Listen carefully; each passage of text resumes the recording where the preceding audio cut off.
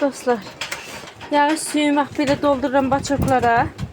Üçünü doldurmuşam bir vedrə. O vedrəli gübrə suyu hazırlayıram. Orada elə bir soğan, yumurta qabığı, soğan qabığı, banan qabığı, yəni belə şeyləri suda bir həftə falan gözlədirəm və su ilə qarışdırıb güllərimə verirəm. Baxın, vedrələri elə eləyirəm. Bunları görürsünüzmü? Yağış suyu yığıram. Bu da evdən çıxan artıq utuq həyətdəki ot, şot, belə şeylər bura tökürəm. Kompost olsun diye. Ama ben bunu qərar vermişəm, torpağa bastıracağım. Təzədən kompost üçün bir də yığacağım. Baxın, belə yağış sularını doldururam bura. Üçün doldurmuşam. Qalıb artıq ikisi. Bu birisi də gübrə kompostudur.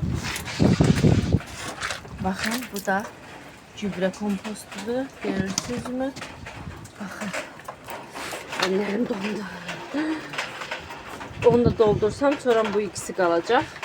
Bunları da dolandan sonra hazırlayacağım. Belə görürsünüz, yığıram burada, gözlədirəm. Yağış suyu çox inanılmaz güllərə, bitkilərə, yəni təbii gübrədir. Bu yağışlardan sonra gün çıxacaq da. O gündən sonra bu həyət necə coşacaq? O qədər yəni şahid olmuşam. Yağışdan sonra gün çıxanda həyət necə gözəlləşir.